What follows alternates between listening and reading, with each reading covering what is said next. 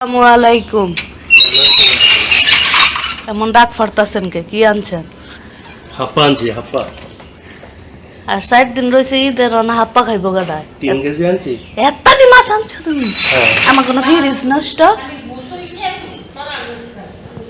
মাছ খাওয়া লাগবে না, মদনপুর দাম বেশি। দেখি কি আনছো, ডালো দিচ্ছ না আসছো। ডালমো ডালবা না? বড় বল না হলে যেন জায়গা হইতো। বড় বড়। সুবহানাল্লাহ, মাশাআল্লাহ। আলগা বাজি কইরা দিয়েন গো।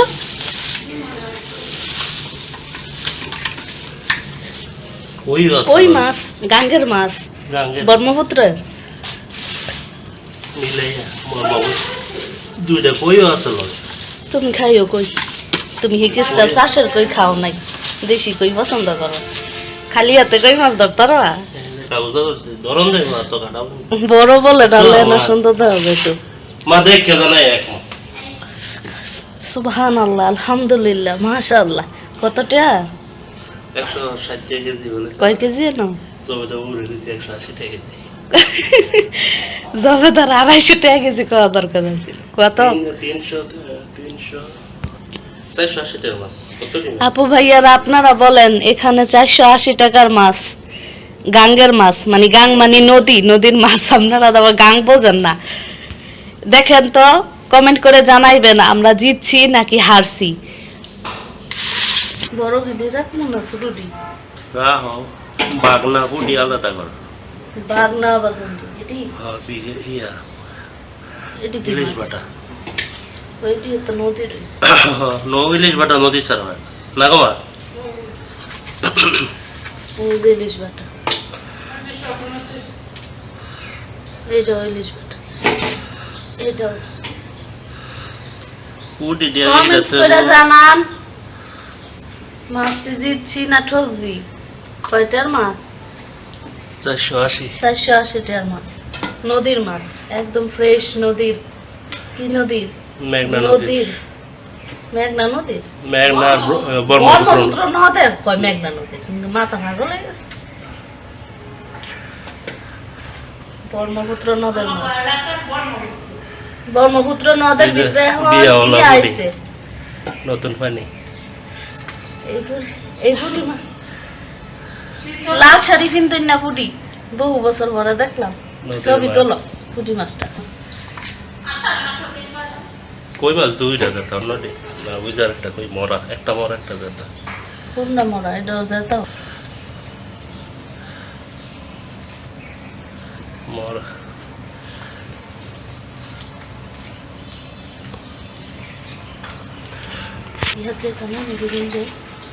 হ্যাঁ অনেক দাম খাইয়া নাস্তা। দুইটা পুঁটির জন্য দুইজনে খাবো।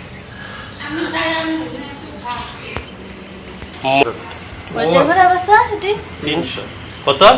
300 টাকা দিবে তো জিতছি। কুটটা লাইতে হবে, জিতছ দিয়ে লেগে নরম হয়ে যাবো, নরম হয়ে যাবো।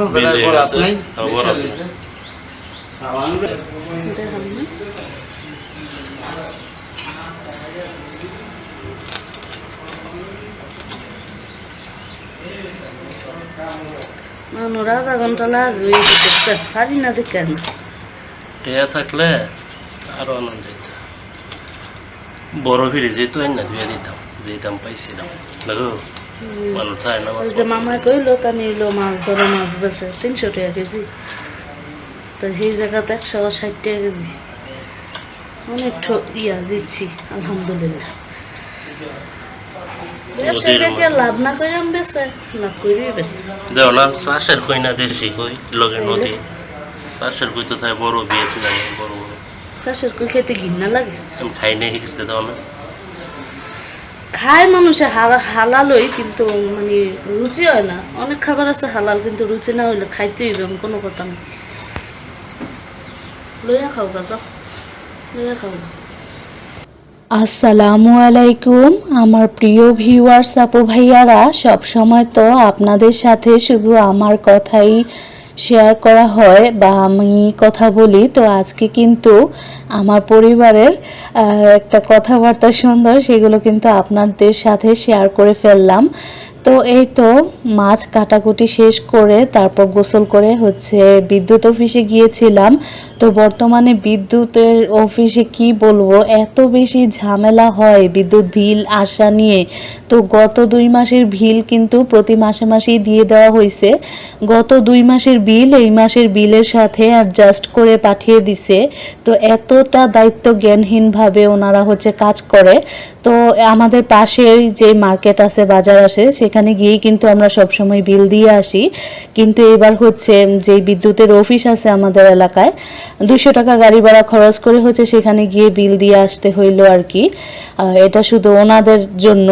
তো আমরা তো আর সেই জরিমানা, তো আমাদের থেকে তো একদিন দেরি হলে ঠিকই বিদ্যুৎ বিল হচ্ছে বেশি নিয়ে নেয় জরিমানা, কিন্তু আমরা যে গাড়ি ভাড়া খরচ করে গাড়ি দিয়ে গেলাম টাকা খরচ করে, সেটার তো আর কোনো হিসেব হবে না। তো সকালবেলা আপনাদের ভাইয়া খুব ভোরবেলা অনেকগুলা সরপুঁটি, ইলিশ ভাটা মাছ নিয়ে আসছিল। আমাদের এলাকারই পাশের ছোট একটা বাজারে হচ্ছে সকালবেলা নদীর, মেঘনা নদীর, তারপর ব্রহ্মপুত্র নদের অনেক তাজা তাজা ফ্রেশ মাছ ওঠে। তো সেখান থেকেই নিয়ে আসছে। তো এই মাছগুলো দেখে হচ্ছে অনেক খুশি লাগতেছিল। তো আমরা তো মধ্যবিত্ত পরিবারের মানুষ, আমাদের কাছে হচ্ছে এইগুলাই অনেক অনেক দামি, অনেক ভালো লাগে আর কি। তো এমনি তো নদীর মাছ কিন্তু বাজারে অনেক দাম, কিন্তু এখানে হচ্ছে প্রায়ই হচ্ছে একটু কম দামে পাওয়া যায় আর খেতেও অনেক মজা। চাষের মাছের চাইতে এই মাছগুলো যে খাইতে কি পরিমাণ মজা লাগছে, টেস্ট লাগছে, যদি আপনাদেরকে খাওয়াতে পারতাম তাহলে আপনারা বুঝতেন। আর দেখতেও যে কি পরিমাণ লোভনীয়, ইয়ামি।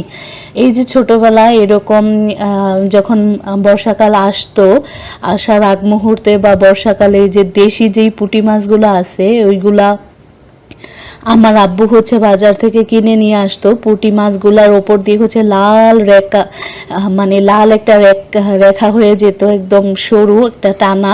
তো এগুলোকে আমরা বিয়া পুঁটি বলতাম আর কি। তো ছোটবেলায় আমার মা হচ্ছে এক বোল করে হচ্ছে ভেজে দিত, বড় একটা বাটির মধ্যে হচ্ছে এই পুঁটি মাছ শুধু ভেজে দিত। মা রান্না হওয়ার আগেই দেখা যেত যে এক বোল মা মাছ ভেজে নামিয়ে রাখছে, সেখান থেকে অর্ধেক খাওয়া শেষ হয়ে যেত খেতে খেতে, মানে আলগা শুধু ভাজি।